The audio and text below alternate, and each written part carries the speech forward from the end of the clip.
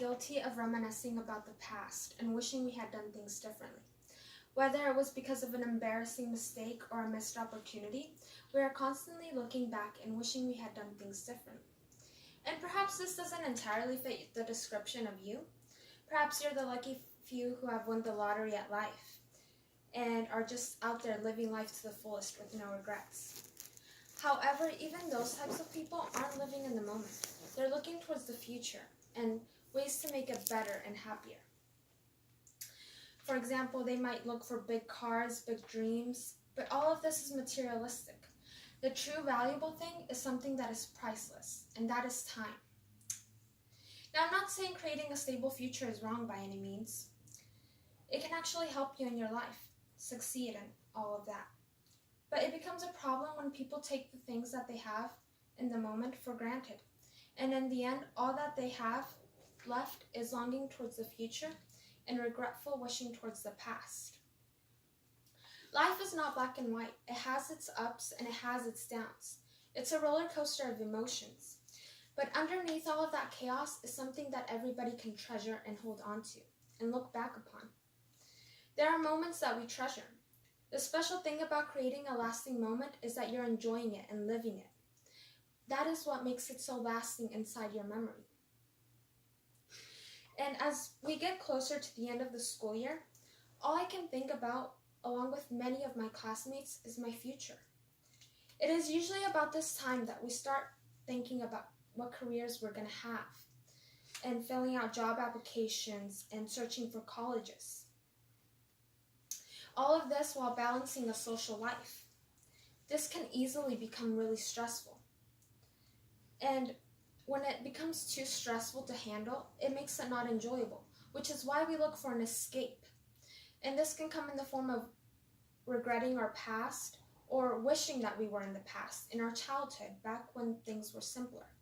Or longing for the future, in which we envision ourselves in the career of our dreams, in which we don't have to worry about whether or not we might get there or not, because we're already there. But what does this leave us with? It leaves us with the things that we're not enjoying in the present moment. But this pattern not only ends when you accomplish your goals, because goals are things that you look for towards the future, which means that you're always trying to get there, always trying to come up with new goals. So this means that you're never stopping longing for the past or looking towards the future. It's a virus, and once it gets a hold of your mind, it drains you from enjoying that moment. And when you get older, you're going to wish you were younger. But when you're young, you're also wishing that you were older.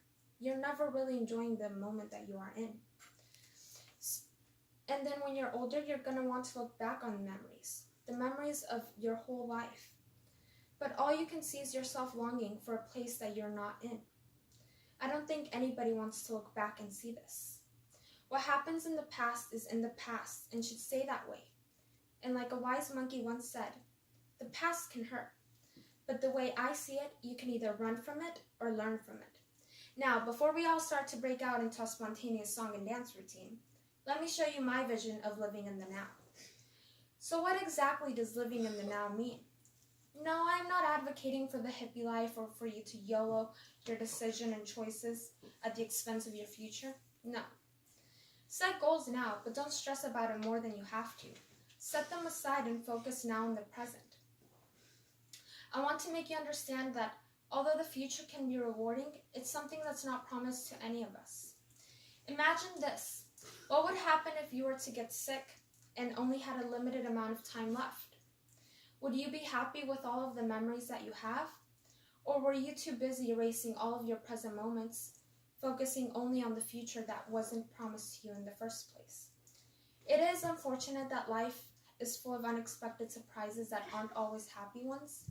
But as soon as you start to accept that you are not in control of the future or the past, then you can start living your happiest life now. The past helped shape the way you are now. Would you really change that? I believe that from every experience, there is something new to learn. So don't regret it or try to change it, because you can build yourself up from it. Like Dalai Lama once said, there are only 2 days of the year where nothing can be done. One is called yesterday, and the other one is called tomorrow. So today is the right day to love, believe, do, and mostly live.